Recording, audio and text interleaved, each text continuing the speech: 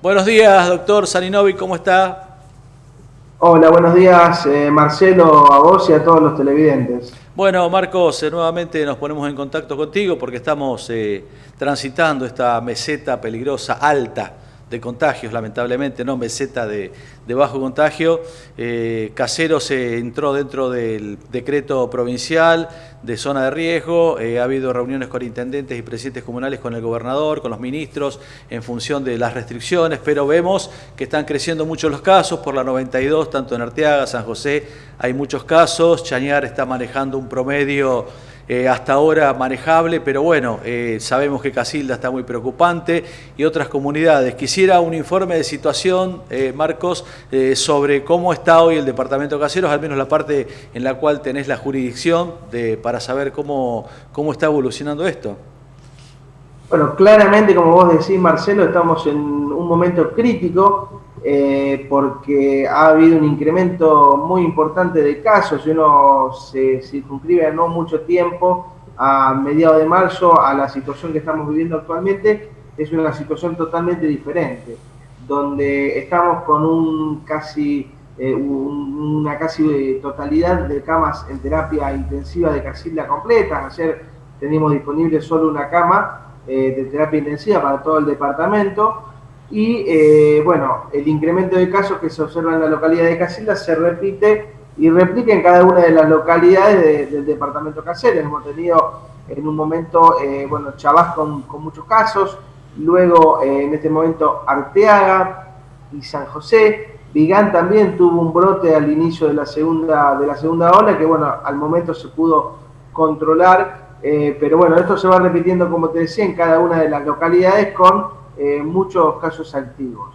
Y bueno, siempre lo que más conlleva y lleva miedo es el hecho de que pongamos en riesgo la saturación del sistema de salud, lo que tiene que ver con las camas de terapia intensiva, ¿no es cierto? Por otro lado, bueno, uno está observando algún comportamiento, podríamos decir, un tanto diferente en esa segunda ola, en lo que tiene que ver con las internaciones, donde estamos viendo que personas de menor edad llegan a terapia intensiva con cuadros complejos. El año pasado lo observábamos más en personas de más de 70, 75 años y hoy una gran parte, si bien falta mucho, pero una parte de esa población está vacunada y bueno, el resto de la población de edad productiva, ¿no? Entre 18 y 59 años, que aún no se ha vacunado, está un poco más en riesgo, ¿no es cierto? Y esto lo estamos viendo y se está replicando como uno de los probables factores, no es el único, en más internación en este grupo etario. Marcos, el resultado de la vacuna en adultos mayores, en personas mayores de 70, que se ha venido haciendo hasta este último tiempo, está surtiendo efecto en cuanto al golpe de la pandemia en este tiempo, en función de la cobertura. Hasta el momento, en primer lugar, no hemos observado grandes efectos adversos como una primera medida que implique que la vacunación se ponga en riesgo. Quiero decir que sí se han observado efectos adversos comunes, como ser, o frecuentes, como ser algún dolor de cabeza, alguna línea de fiebre, una sensación de embotamiento las primeras 24 o 48 horas, o en alguna que otra vacuna, algunos síntomas gastrointestinales en unos días más, ¿no? Pero fueron la mayoría todos efectos leves, con lógicamente la generación de anticuerpos. Vos sabés, como decíamos en otra oportunidad, que uno puede generar los anticuerpos de dos maneras: de una manera activa cuando contrae la infección, o de una manera pasiva cuando se inocula, es decir, cuando se vacuna. Entonces, en la medida en que vayamos pudiendo avanzar con la vacunación y a su vez teniendo en cuenta a aquellos que hayan hecho inmunidad por estar en contacto con el virus, vamos a ir hablando de una población inmunizada mucho mayor de la que teníamos a principio de año. Seguro. ¿Cómo está el suministro de vacunas? Porque hay una cierta inquietud, al menos acá en la parte sur del departamento, en cuanto a que todavía están bastante demoradas las vacunas para la franja entre 60 y 70 años. Se están dando las segundas dosis a docentes, o sea, se están completando los esquemas, pero no han ingresado todavía vacunas para continuar con el calendario vacunatorio. ¿Cuál es la información que tenés con respecto al suministro de vacunas de parte del gobierno de Santa Fe para esta zona del departamento? Bueno, en primer lugar, comentar que hará una semana hemos tenido una reunión con los directores de Sanco de todo el departamento casero y presidentes comunales, bueno, que lo encabezó el senador Eduardo Rosconi como el referente del departamento en lo que es el comité de crisis. Y bueno, en esa reunión salió la información y digamos, comunicamos que aproximadamente está vacunado un 25% de la totalidad del departamento casero. Estamos hablando de población total, no de población objetivo, como vos verás que la provincia sí había informado un 50% de la población objetivo. Esto quiere decir la población en riesgo. Yo cuando te hablo del 25% te hablo de la población total. Nosotros, bueno, lo que tiene que ver puntualmente con Chañar, sabemos que lo que tiene que ver con vacunación depende más de lo que tiene que ver con el nodo Venado Tuerto, pero aún así esto que vos comentabas se está replicando en todos lados, Marcelo. Incluso el senador me llama permanentemente para ver la evolución, para averiguar. Esto es importante saber que está centralizado a nivel del Ministerio de Salud, es decir, que la provincia es la que determina y distribuye en las diferentes zonas y áreas la vacunación. Lógicamente hay algunos lugares donde ha habido una demora entre 15 y 20 días en que llegue la segunda dosis y en algunos lugares un poco más. Tiene que ver con la cantidad de dosis que llegan al país. Aproximadamente de esa cantidad de dosis un 7% es distribuido en la provincia de Santa Fe, que a su vez es redistribuido en cada una de las localidades.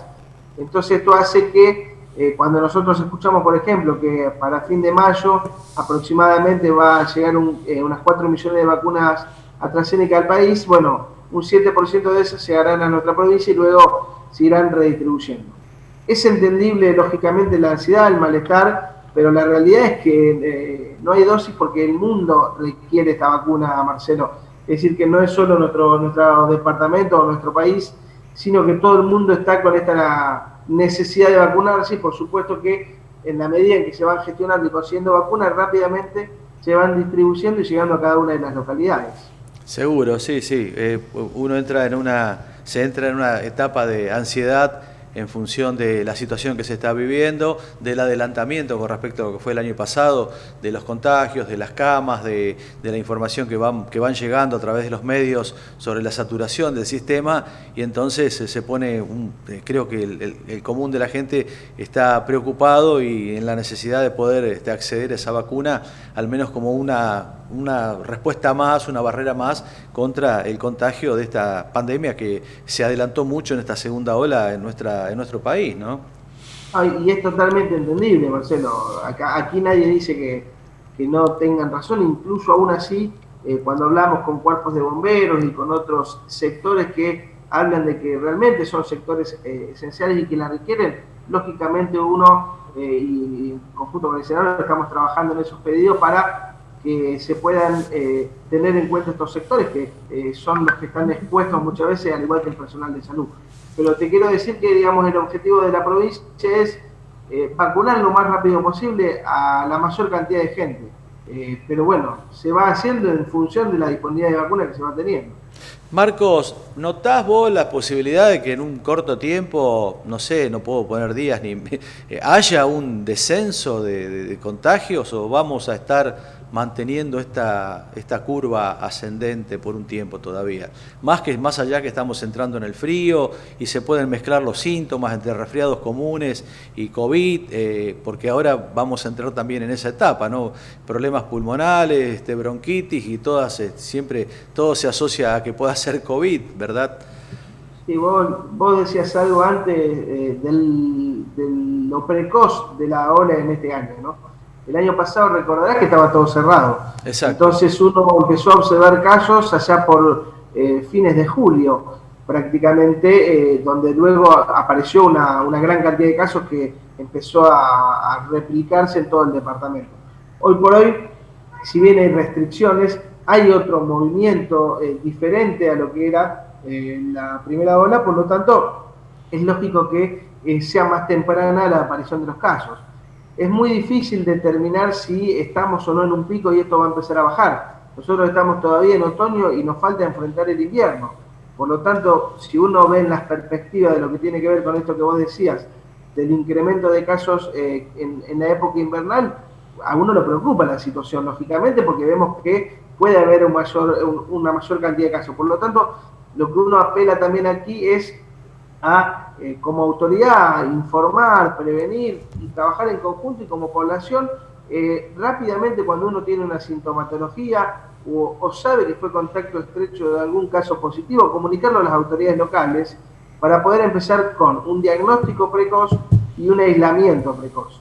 Ahí creo que está la clave, Marcelo, lógicamente. Sabemos que estamos en un año en el cual es un año de transición. No es el 2020 donde estuvo todo cerrado y tampoco es el 2019 donde no había pandemia. Es un año de transición, por lo tanto hay actividades productivas que se siguen llevando adelante y tenemos que aprovechar esta oportunidad en este momento en el cual todavía se puede realizar esas actividades, continuar con el cumplimiento de los protocolos y, como decía antes, repito, rápidamente ante la mínima sintomatología o ante saber que uno es un contacto estrecho, comunicarlo a la autoridad local para que puedan actuar oportunamente y evitar que se vayan desencadenando diferentes focos que hagan que pongan en riesgo a una población o a una región. Perfecto. Marcos, muy completo tu informe, te agradezco tu tiempo, vamos a seguir en contacto de acá a unos días para ver cómo está evolucionando esto y bueno, también llevarle un poco de información veraz y con tranquilidad a la comunidad, ¿no? En función de que la prevención es fundamental en esto, el aislamiento, el tratar de cumplir las normas que ya conocemos, que están harto repetidas y que permiten un poco cortar un poco con esta curva ascendente que estamos viviendo en todas las comunidades. Gracias por tu tiempo. No, Marcelo, desde ya te agradezco a vos. Siempre el objetivo de uno es ser claro, franco, decir las cosas tal cual son, no generar miedo, sino generar conciencia y responsabilidad. Así que bueno, estoy a disposición de ustedes y cualquier cosa nos estamos comunicando. Muy bien, que tengas buen día. Buen día.